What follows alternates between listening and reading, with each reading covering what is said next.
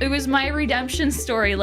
And again, for that one, I did 10 minutes of Fastercise a day. But yeah, from having my baby, and then 8 months later, I was on stage at a bodybuilding competition just doing Fastercise. Wow. And that was kind of my beat my chest moment to the world. Fastercise can work, What's up, everybody? Welcome back to another episode of The Thinking Project. And of course, as always, this isn't sponsored. I'm your host, Allison Jensen. I'm doing this for the love of it. So make sure that you share this with your friends, subscribe, hit the notification bell. If you're listening to this on Apple or Spotify, please follow the podcast and share it around, because that's how this all works. And if you want to start a podcast for your business, you can support the podcast by supporting my company and my sales mastermind group. So if you're in sales, join the mastermind group, link below. If you want a podcast for your business, Aloha Views Production, hit me up and we can get it done. Without further ado, let me introduce Allison Roberts, who is the CEO of Fastercise. The story of Fastercise is amazing. Her story from having a child to competing in a bodybuilding contest using only Fastercise was a phenomenal story. You should absolutely stay tuned for the entire episode. But until then, I'll catch you on the other side. Please enjoy this and welcome Allison Roberts. Thank you so much for listening.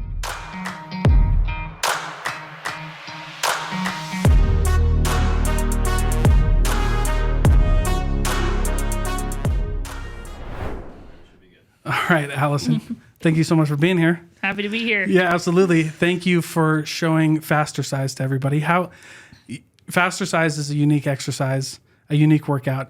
And it seems to me like it was built for entrepreneurs. Is that accurate? Yeah, absolutely. It's built for people who have very little free time. We're talking 5 minutes a day. Okay. I know that that's a point that you could argue, everybody's got free time. But okay, you might have free time, but you might not want to dedicate it to working out. So that's where we come in. 5 minutes a day working out. And like you said, it's very unique. So have you actually seen some of the shivering exercises? I've seen a couple that you did. I think you were at Silicon Slopes or something like that, doing it right on stage. Yep. And then I think I saw a video where you had a whole group of people, and you're everybody do it with me. Oh yeah, no, we do this at conferences and big events, and we get everybody just shivering in their heels and dress suits and everything. Wow. It's super fun. But yeah, I mean, these 1 minute shivering exercises pack a real punch. It's the body's fastest way to burn calories. So if you shiver for 1 minute, you can burn up to 100 calories. Whoa. And if you shiver for 5 minutes, you can burn up to 500 calories. And there's no machines. It's just you. Yeah, it's just you. And it does take a little bit of practice with the technique because you have to first flex your muscles and then shake them back and forth really fast. But usually I can get people to be pretty proficient at it with a 2 minute demonstration, 1 minute explaining how to do the exercise, and then 1 minute walking through it with them. But it is so hard to do the exercise and explain it to someone at the same time because I start to get out of breath. That's so funny. It's pretty brutal. No, so walk us through how Fastercise started, because I feel like, and do you normally, I guess before you tell me the story, I have this question because I've been to conferences before, and they'll do breath work exercises to get people in the mood. But I feel like an exercise might be just as beneficial, right? And so walk me through it. Well, so there's a lot of science behind it, but I'll try to keep it not super deep dive. Okay. So when you do a 1 minute exercise, say you're at a conference and you're in between lectures, you stand up, you have a 5 minute break. Lots of people do bathroom break, coffee break, whatever. But if you have a 1 minute exercise, there's a few things that are going to happen. First, you're going to burn 100 calories, which helps to boost your metabolism, but you're also going to raise your epinephrine, glucagon, growth hormone, and cortisol for up to an hour afterwards. And those 4 hormones not only help with fat burning, but they also help with mental clarity and focus and learning retention. So you get your entire audience to do a 1 minute demonstration of Fastercise before a lecture. They're going to remember 20 to 30% more of that lecture than they would had they not done the exercise to begin with. Mm-hmm. So it helps people get motivated, energized, and they're going to remember everything that you're about to teach them way more than they would have if you had just let them go and take a bathroom break. Yeah. Because that's why you take the bathroom break, right? You get up, walk around, get your bill phone, right? That's insane. One other thing I wanted to mention, when you go from just baseline, which is sitting here like we are, to doing a 1 minute Fastercise demonstration, you burn 120 times more energy. So you go from 0 to 120 times more energy expenditure. The energy in the room, when you do that with so many people, it's palpable. It's like the air is electric because people are just like, wow. Especially if you do it to AC/DC, which is my personal favorite band to rock out to. So you get that blasting and everybody's exercising. It's a lot of fun. What's your favorite AC/DC song? Oh gosh, that's so hard. I think my favorite ones to work out to are Thunderstruck and oh crap. I know we're on a podcast and I put you on the spot. Of course, it happens to me every time. Back in Black. Yes, that one's really great. If I think of the other one, I'll let you know. But yeah, cool. Those are super fun. And when you do this at conferences, when I did my first breath work, so I only have like breath work to compare to, but when we're sitting in the audience and we had a guy, Robbie Bent, who owns Othership, or the app Othership, big breathwork app. He came on and did it. It was super awkward. And like all of us were kind of like looking around. I mean, obviously we did it right because you don't want to be that guy or girl. Do you have to fight people a little bit, or is it kind of just like herd mentality? Everybody kind of just follows along. I'm really glad you asked that because it's like a real-time social experiment, and I love watching it happen. So first I get on stage and I'm like, hey, we're gonna do a shivering exercise, and I met with like, are you kidding me? Like, I would say severe incredulity. And then I'm like, okay, so everybody stand up and you're gonna start shivering like this, and they start like looking at each other like, are we actually gonna do this? Like, come on. And then it's like, okay, we're gonna set the timer on your mark, get set, go. And then everybody like does it. They try really hard, and at first they're kind of like, this isn't gonna do anything, and then 20 seconds in you can see them start to struggle, and it's like, wow, this is actually really intense. And then by the end of it, I think maybe 25% of the audience is actually able to go the full minute with me, and everyone's totally gassed and looking at each other with shock and awe, like, I can't believe that was so intense. It's just like, and I can pinpoint, okay, 20 seconds in, this is gonna happen. So anyway, it's really funny. Yeah. What was the first event you did at? Oh, let's see. That would have been actually in Brazil. So my dad and I, we were flown out by a doctor who, Dr. Italo Rashid. He's really big down in Brazil, and he's loved my dad's work for years. My dad created Fastercise, and we'll talk about that in a second. He flew my dad and me out to Brazil, Sao Paulo, to talk about Fastercise at a medical convention there. And so we did it with a room of like 300 doctors. Yep. Oh, okay. And I feel like that would be a hard crowd. That would be a tough crowd. They were the most enthusiastic group ever. I think, I mean, it's a combination of like, this is way more fun than you would normally have at a medical conference. And also, they're Brazilian and they love to party. So it was a good match, I think. Yeah, absolutely. Well, that's really cool. I really enjoy that. I think when you're talking about just like doing that in a group, right? People get like jazzed about it. I think it's a break, right? Like a mental break. Like if I have to, sit at a conference forever, it gets kind of taxing. So I have a lot of questions. Let's start with how it started, but then I kind of want to get into the business model too, like how you guys monetize this and things like that. But tell me, you said your dad kind of started it, and then to explain your role and how this all looks. Yeah, so honestly, I love our story. It's probably one of my favorite parts of Fastercise. So I have wanted to start a business with my dad since I was 12 years old. I wrote in my journal that long time ago. I said I want to go to college and study business so I can come home and start a business with my dad. Wow. And I did that. I graduated.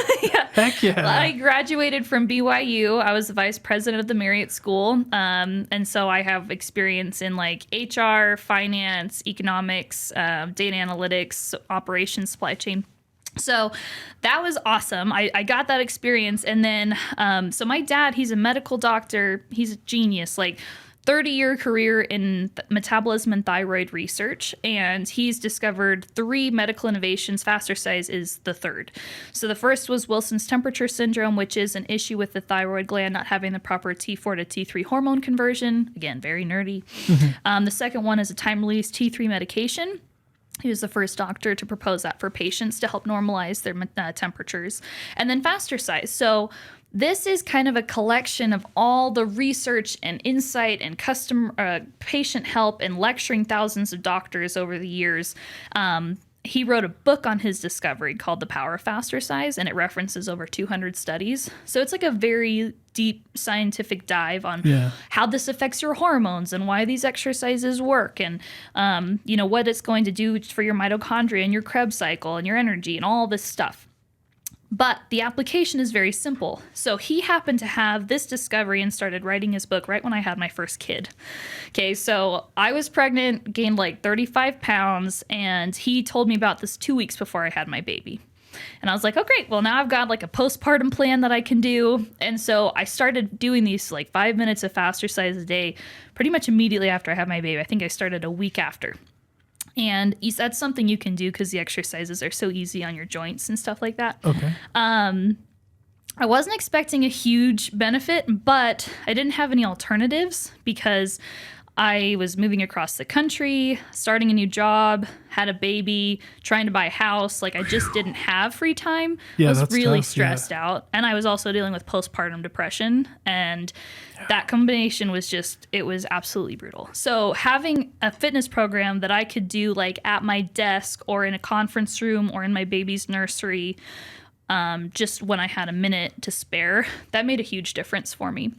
And I wasn't really expecting to see like a huge difference in my physique because my background is I was actually like a national elite athlete in high school. So top 100 for my events in, the 2 mile and the 5K. I worked out for 4 hours a week. 4 hours a day, almost every day of the week. I would run 50 miles a week. Like, I was very no pain, no gain, push through barriers, go, go, go. Like, I pushed myself to my limits.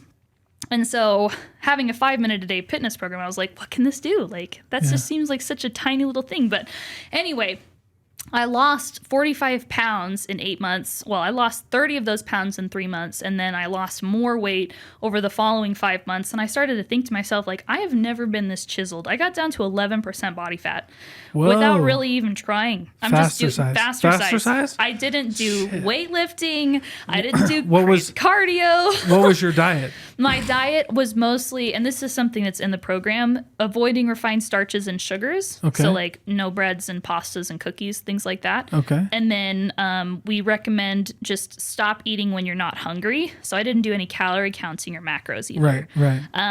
I heard that science has never made a lot of sense to me. I don't have time. I don't have time for that, right?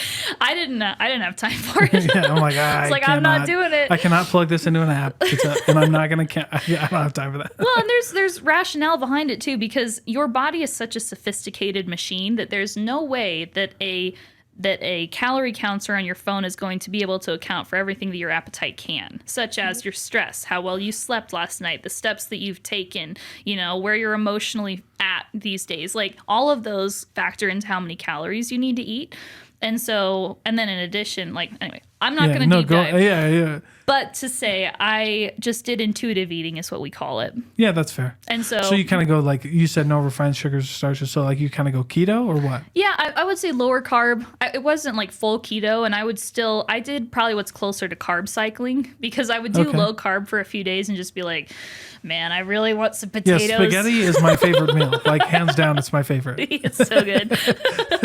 So I was like, I'm going to have potatoes because I feel like it. So I think it would probably be more carb cycling, but again, it's just how I felt. Like how I like the idea of intuitive eating, because that's kind of what changed for me in my health journey. Yeah. Was like, I tried keto, I tried all this stuff, and I was like, none of it was sustainable for me because of one reason or another. And it could have been lack of discipline. But for me, it was just like, I just listened to my body. Like, for me, what I found out and when I started my health journey was like, it wasn't necessarily what I ate, although that was a big part of it, but it was like how much. Mm-hmm.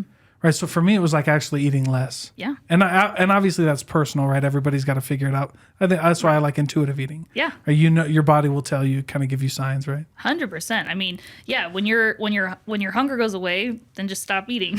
Yeah. When you're done. Yeah. When you're done, you're done. And that's crazy. To tell people, right? You're like, okay, it's really easy to do that, right? I was going to ask you this before we get too deep, because my ADHD, I'll totally forget it. When you were talking about your experience coming from like, high caliber athlete, and then feeling like this 5 minute wasn't going to do a lot. I feel like that's a common thread in anything that we do, right? I do a scholarship for my high school and I talk to a lot of business owners, and people just think it has to be so hard. Like if I'm not struggling, it's not working.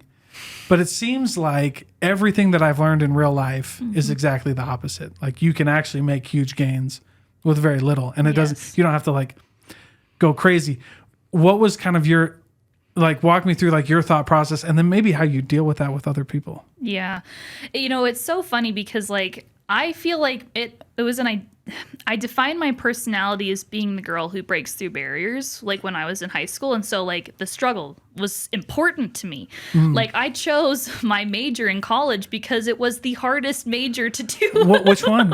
Well, so it's supply chain, but at the time it was the hardest. I was the lowest acceptance rate program in the Marriott School of Business. Well, supply chain's kicking. It was my worst grade in my master's program. Because I was like, this is like statistics. It's like you're trying to tell me it's math, but I don't believe you because it's not working. Because you have 4 different X's in this equation and they all mean something different. Yeah. I'm like, okay. Anyway. So, I mean, like, struggle was so important to me. But then, like, as I've gotten older, and I'm not like super old and wise, but like, as I'm getting older, I realize like struggle does not equal accomplishment. Like, you can struggle just as hard picking trash on the side of the road or trying to start a company, right? Like, That's some things so true. Some things are really hard, and just there's very little hard. benefit. Yeah. Right? That's so true. And you only have so much emotional capital to spend every day. You only have so much emotional capital, so much willpower, and so much energy to dedicate to things. And especially like as I've had kids, so I have 2 kids now. It's really important for me to be able to spend quality time with them and to give them my energy. And then I'm also giving my business my energy, and I'm giving myself and my husband my energy. And so I realized like a struggle can actually take you away from the things that are most important to you if they eat into the other parts of your life that are just as important, right? And so everybody's got to figure out what like works the best for them in that situation.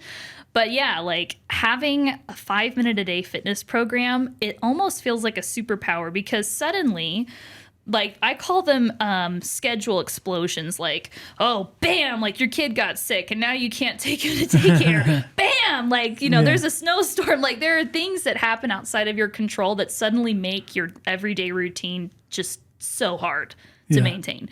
And so what if you can have a fitness program that is immune to that? Yeah, that you could do really wherever. It's immune to the shocks. It's immune to your business trip. So anyway, I think that's one of the things I love most about it. Yeah. So it's really like this study of shivering. But I think I like how you mentioned, because now tell me this. I was doing some research just on like these, and like have you seen those like boards that shake you? Yeah. Like it seems like those don't work too well. Like it seems like those have been debunked. Right? So I just like, so people bring up vibration plates to me all the time. Okay. The movement is very similar. Like when you stand on one, your body's like shaking and shivering, right? Yeah. But the machine is what's causing that movement, not your own body. And so it has almost no calorie burning benefits. Right. And like I would say the best thing that those vibration plates have to offer is maybe with circulation, because it's jarring the blood. It's jarring it, and then also maybe some stability, like because you have to stand there and take it. But outside of that, like it's not going to help to build your immune system or your metabolism. It's not going to help to burn calories. Like those benefits will not be had. And because when you were describing it, one thing that caught my attention was like you have to tense your muscles, because like shivering keeps your body warm. Yes, that's your and everything contracts to put the blood back where it's needed the most, because you're cold, right? Right. And so if you're shivering, and you mentioned tensing your muscles, I've tried, that's really hard. Like I can't flex for 20 seconds. You see what I'm saying? Like that's really hard to like keep your arm flexed for 20 seconds. Like, and again, like you think it's like, I used to think like, oh, that's stupid. Anybody can hold that for, and I was like, no, not really. That's kind of hard. and is that kind of what you're saying? That's why at 20 seconds you see people kind of like gassed. Because it's full out effort. Like, you are tensing your muscles the whole time, and then a shivering muscle it's very rapidly contracting and then releasing, contract, release, over and over and over. And so like it just burns through your ATP. You know, ATP is the energy that your body uses. It's like the energy currency in your body. That shivering muscle just eats through it so fast, it actually overpowers your mitochondria. And then you have to use a backup method of energy creation. And that it acts as like a suction. You know how like when you're draining a pool, you can have a hose. And so if you get, you know, suction power and then you drape the hose over the side, then the water will run out. It's kind of a similar concept. It's like when you have a vacuum that uses energy so quickly, it causes like that suction and that fat burning that will last like up to an hour or two afterwards, because it's just such an intense drain. Your body's like, whoa. Like, he just used so much energy. We've got to prepare. We got to be ready for when he does this again. Yeah, because it's going to, your body thinks it's going to happen again. It's like we got to gear up for war or something. Yeah. So, yeah. Now, you recommend this to everybody. I think that's and how do you deal with like the objection? We just talked about this, right? Like this idea that like, you know, that the struggle isn't necessary, right? Like you don't actually need to run 50 miles a week to be healthy, right? Yep. But when you're talking to like professionals, like this idea, how do you sell that to people? Because like you and us three in this room, it makes sense, right? But how do you sell that to somebody who's like, just won't take it, like won't eat it? So one thing I've realized is that I should actually focus more on people who would really care to have my solution, as opposed to trying to convince people that don't need it. All right. That's so it. like I become that's a great idea. Yeah. Very clued in on like the target market that like loves my product. Like people who love Fastercise, I would say our biggest cohort are very busy professional parents. So people who have children, people who are working long hours, they have competing interests. It is very hard, both from a guilt perspective and also from a time perspective, to be able to carve out time for yourself to work out. That group of people love Fastercise because we offer something to them that is very difficult, if not impossible otherwise.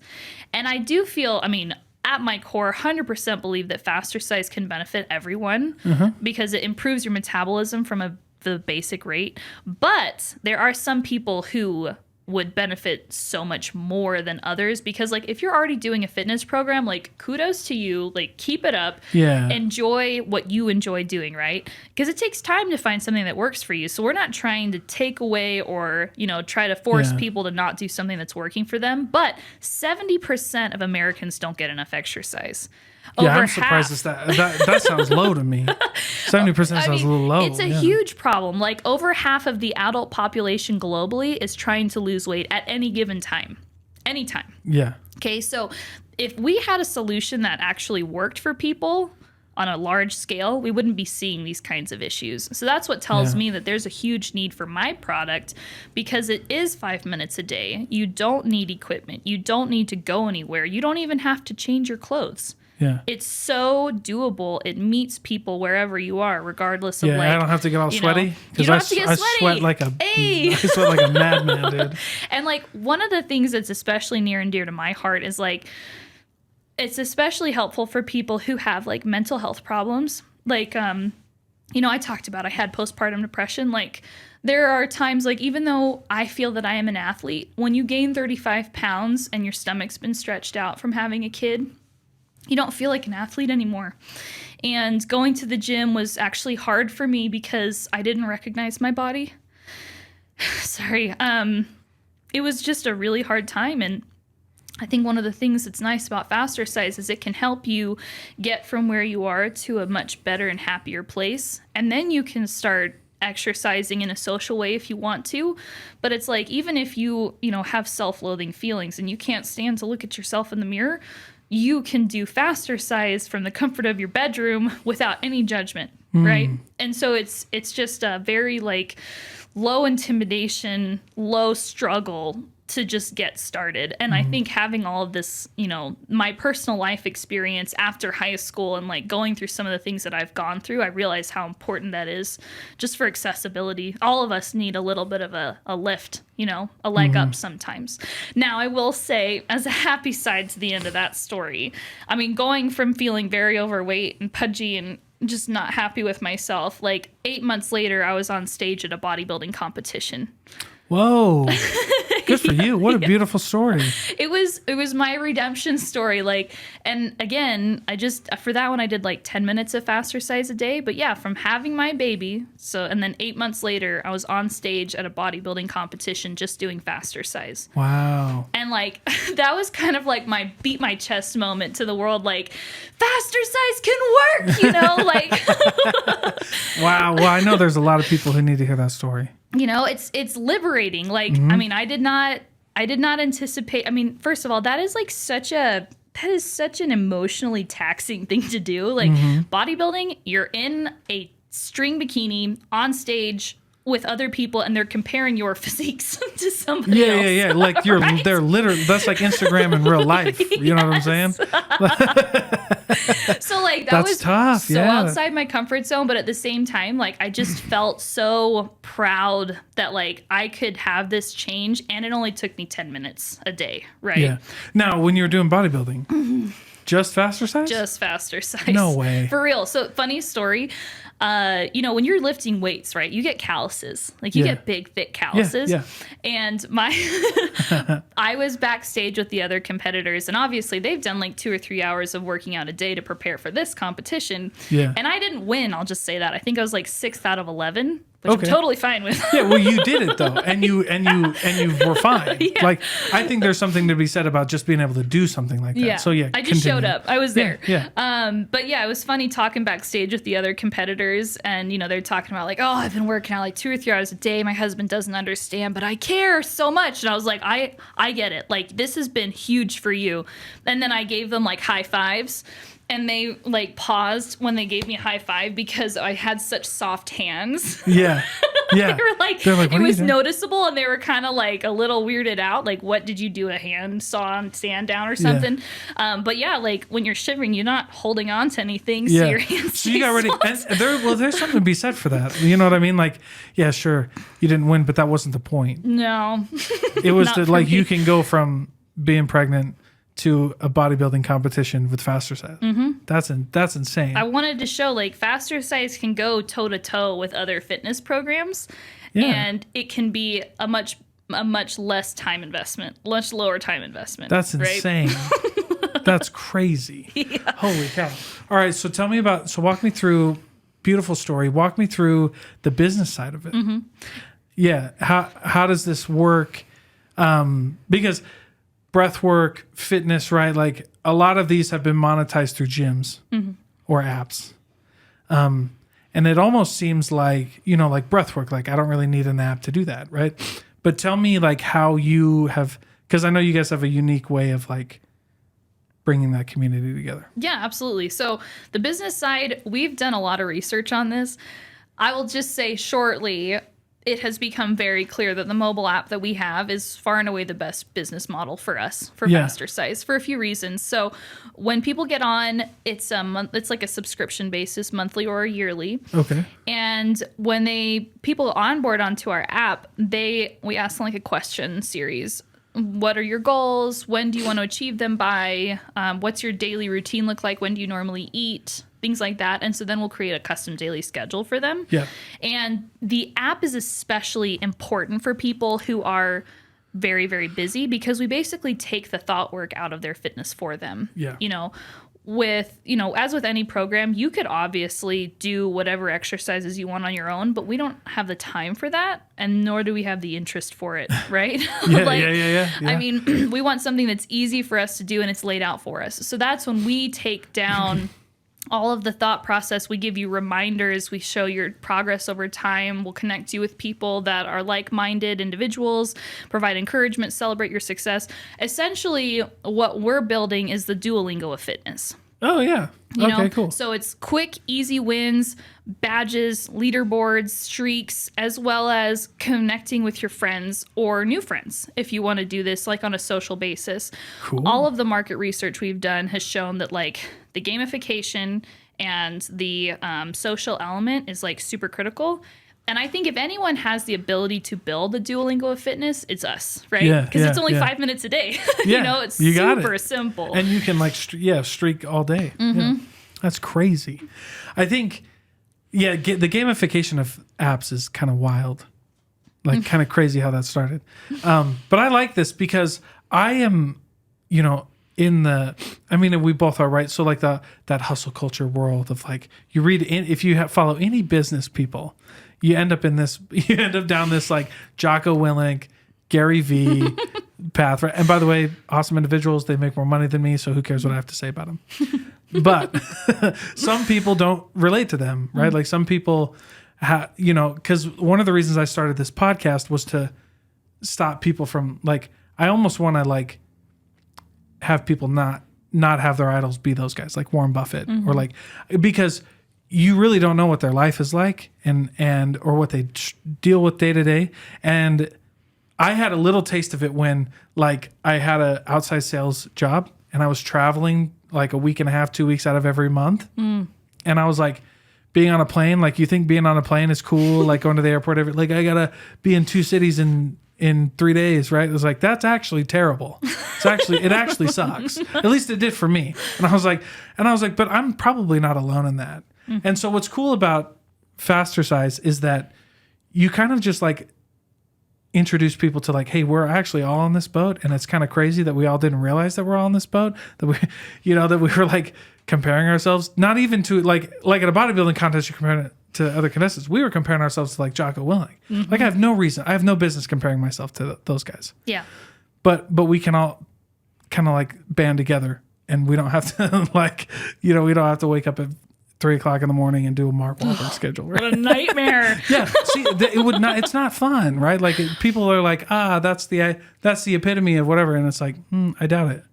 Or at least you should highly consider something else. Right? That's a really great way to burn yourself down. Yeah. In my experience. Yeah. Like I for so long, for years, I really wanted to be that girl who can just push through boundaries. And then I realized that like breaking through walls is going to leave you with scars and a lot less energy. And like, why not, why not work with yourself as opposed to fighting yourself all the time? And there's one other thing kind of on this note that you were talking about. I wanted to mention, like, I discovered after I graduated college that my passion has absolutely nothing to do with what other people are doing. Yeah. Like, for so long, I just competed for the sake of competing, right? I'm a very competitive person, and, like, I just wanted to do whatever they're doing, but better. And I realized that, like, your passion is something that you have to discover for yourself, and it oftentimes has very little to nothing to do with the people around you. It's something that you have to find for yourself. So finding purpose. You're talking about finding purpose and it not having external impacts?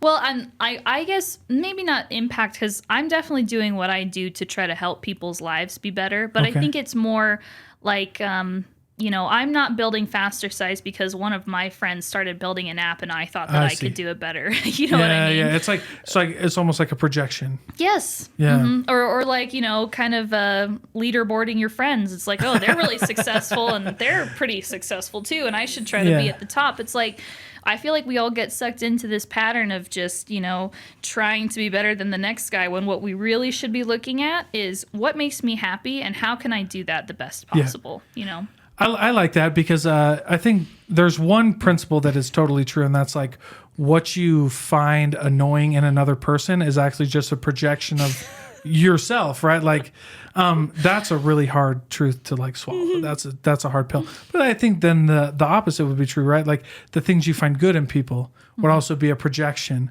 of the things you find good in yourself, and to focus on these things that you find good, like your success, right? Like, what's that? One of my favorite quotes is like, you're special and unique just like everybody else. Right? And so like, if I can do this, I really think that like there are other people out there who have similar circumstances that can benefit from it all. Totally. Yeah. No, and like my mission, I've realized, I've been doing some vision work recently. I've been redrafting my definite chief aim in life. If you guys read Napoleon Hill, you'll know what this is. No, I've read a few Napoleon Hill books, but me and him don't have a good relationship. That's all right though. I think think the biggest part for me is just like having a very clear picture of where you want to go in life. And That's important, that can adjust, right? Because my definite chief aim in life has been through a few iterations. It's got to be, yeah. That's only normal, right? Right. But I've been thinking through it, and I realized like my mission in life and my purpose, what I want to pursue more than anything is to help this planet to be a healthier and happier and more fit place, and to provide fitness for people where there's just not a lot of option and alternative, and not a lot of motivation either. Yeah, well, and a lot of to me, a lot of deception. Yes. Like the Liver King. Oh my gosh. Well, I'm there's just a going to lot. bring that up. It's like those clickbaity things like eat more grapefruit and this is going to help you burn 10 pounds in one day. Well, we just, you just end up finding out that like people like that, or he's just like, it's a lie. Yep. Like he was spending however much money, allegedly. I don't know if this is going to end up anywhere, but you know what I mean? Like he was doing not what he claimed to be doing. Okay, got it. And you understand what I'm saying? And it's like, so when you find like, that's also why it's a struggle for me. Like, then that's why another reason I started the podcast was like, I didn't want big people like that on there because that's not what I'm trying to do, because my mission, I felt like, was to like shed light on the little, like quote unquote, the little people, right? Who are actually like, I don't have the clout and everything that these guys do, but we're actually making a difference. And the only reason I don't have a bigger name is because I'm not willing to sell out like this, right? You know what I'm saying? I don't know. That's why I've just been doing this long with a lot of different people, and you just like meet, you meet amazing people, and then you meet people who you thought were on the path and they just weren't. You know what I mean? They were just selling you this idea. Yeah. And it's so anyway, I like sticking around home, like in Utah. You know what I'm saying? Like crazy. There's amazing people here. And you never think it. Utah is like a really like what is it? What's the word I'm looking for? But like almost like an underdog that no one knows is an underdog. You're like that. There's no way that came from there, right? Right. But you're like, it did though. That's the crazy part. I love these two statistics, and you probably already know this, but Utah has the highest per capita rate of entrepreneurs anywhere in the country. Yeah. So Utah County, I think specifically. Second of all, Utah has the highest per capita rate of unicorns per ventures than anywhere else in the country. Yeah. So like, yes, I mean, we have a ton of entrepreneurs. We have a ton of successful entrepreneurs. And that's one of the reasons I moved back. Because like, I was in Michigan for a while, and I moved back to Utah because I realized there's such a big tech infrastructure here and a support network. And I need to be a part of that. Yeah, and people. There's people. I'm from the Midwest too. I'm from Iowa. Nice. With less people. Woo. But yeah, I remember that. Yeah, I remember doing that too. Like everybody, I left high school, and in my hometown, you were some kind of in the healthcare, or you were in a factory, or if you weren't lucky enough. And I mean lucky intentionally. Like if you weren't lucky enough to get a job at one of the plants, you were just anywhere else, right? And so it was crazy. But like you got to get to Utah. Like Utah is like it's really a nice place to be, and it's like wildly low key, like not very, you know what I mean? Everybody was like, you only, cause like now I pretty much exclusively do Utah interviews. I'll one or two will trickle in from out of state, but it's got to be real cool, or a real big opportunity. But for the most part, and then people will be like, why do you do it Utah? I'm like, do you realize, like we were talking before, Sid Tetra or whatever, do you realize like we have some of the most insane entrepreneurs here who've just done wild stuff? That's crazy. Let me ask you this. You went to BYU business school. Yes. Supply chain. Yes. So you're already talking about low acceptance rate, even lower acceptance rate into the business school, even lower acceptance rate in the supply chain. Yeah. Right? Program. And I ask this because I'm a girl dad, and I bring it up every time I interview women entrepreneurs. What was your experience like as a woman in business? BYU through business? Like, how's your experience been? Oh, that's such a loaded question. Yeah. I mean, look, I know the answer, like there's been good people, there's been bad, you know what I mean? Yeah. Everybody's, I have a lot of people on my side, but I just want to hear like your story and like how, if there was any kind of, like one of the things I like to do with these interviews is like show them to my daughter too. Yeah, totally. So that's why I ask. Of course. No, I will say, I honestly feel like I've taken a dark horse approach to my entrepreneurship journey. So by that, I mean, I feel like it's very easy to be underestimated as a female entrepreneur. It's very easy. However, sometimes that can work to your advantage. Okay. It's like, you guys have no idea what I'm about to do. And so, like, I would say I don't see a lot of, like, barriers in front of me because people don't realize, like, what I'm about and how hard I'm going to hustle for what I want. Right. And so it's just like, yeah, sure, you can talk to that person. And it's just like, I'm going to hit this conversation so hard and I'm going to put it all on the line. You took Lil Wayne's advice, real G's moving silence like lasagna. All right, cool. I dig it. That's one of my favorite books, The 48 Laws of Power, right? And it's like, you know, the person like talk less and like show less and like keep everybody in the dark. I don't know. I think it's a great book. But have you ever read it? I think I may have in college, but it's been a minute. The 48 Laws of Power is a dope book. But yeah, I mean, I feel like there are also people who are definitely out there to help you. I very rarely come across anybody who's trying to stop you, especially as a female entrepreneur.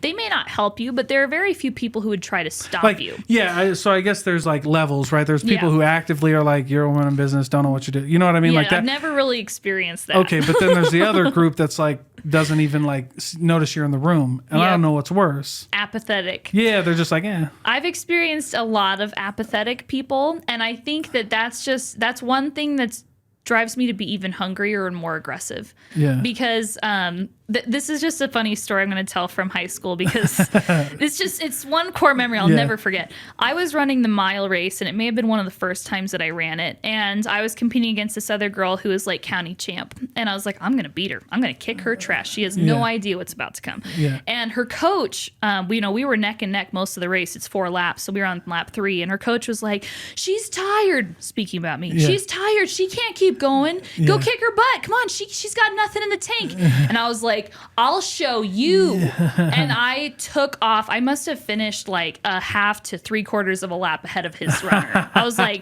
that's right. You take that and chew on it. I actually stared him down after the race, and I was just like making eye contact as I walked by. Like, yeah, I know. Yeah. So anyway, coming back to this. Yeah, badass. Right on. Coming back to this, it's like I have experienced so much apathy, especially from people who claim to be, part of this Utah culture and helping entrepreneurs. I feel like there are a lot of posers That's what I'm saying. That they help. Yeah. They don't actually help. They want credit for helping. And so if anyone's actually like, this is why I said that was a loaded question. Yeah. Good for you though. But I would say like, for other entrepreneurs, especially like if you're women or if you feel like you're underrated, just know that happens to everybody at some point or another. And honestly, you just have to kind of put that to the side because their behavior does not reflect on your potential at all. It just reflects on how they are going to handle people as they come through their lives. Yeah. And so what you need to do is be about your business and keep pushing until your business reaches critical mass.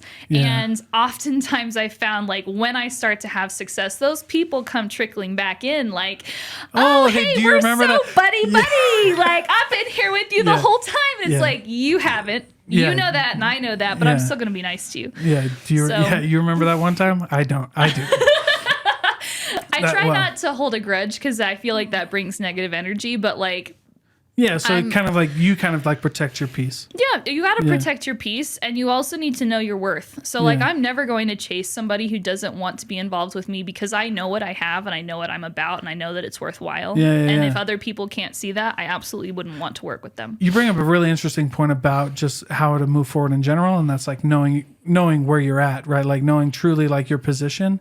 Because like when you know that you have something special, that's all you need to hold on to, right? Like, well, like, for this podcast, I think for the first 100 episodes, I think my mom and my wife are the only people that listen, and the people I interviewed. Yes. Right. I think I got like 3 people who listened to it, right? And then eventually it just kind of took off. And I think one of the things that I attributed to is one thing you brought up. And that's just like, I know what I got. And I just need like momentum, right? And if it starts with 3, then it starts with 3, right? And if it keeps going, like it keeps going. But that's a really great way of looking at it. I think I appreciate the viewpoint because sometimes at the end of the day, that's all you got, right? That's like we interviewed. I was in the background of an interview with Elisa Tuyaki, who is the defensive coordinator at BYU. football. And he said, you know, if you and I are in a fight and I only have one arm, he's like, the name of the game is still win the fight. He's like, whether I have one arm or not. And I was like, damn. Because sometimes you do, right? Sometimes you only got, sometimes, you know, and obviously we're talking figuratively, right? But the idea would be the same, right? It's like, yeah, okay, there's a lot of apathetic people in the room, but I've still got to, like, the name of the game is still win. Yeah, the name of the game, still win, dark horse. Like, you know, I believe in myself even when, you know, other people don't give me reason to. And I think that's where, like, the vision work comes back into play, because it's like you can see clearly in your mind's eye where you're going. That's the most important thing for success. Yeah. You know? Yeah, if you can believe it, right? Wow. Well, that was great, Allison. Thank you so much. Where can everybody download Fastercise? Where can everybody follow you? All that good stuff before I let you go. So the Fastercise app is available on Apple and Google Play. So you can just download it. We've got a free 1-month trial. You can try it out, see how it works for you. And then I'm on pretty much every social media place there is. So just search Fastercise, Fastercise. Luckily, we created that word, so nobody else is using it. So I have every single domain. Good for you. Thank you. All right. Thank you so much, Allison. Thanks.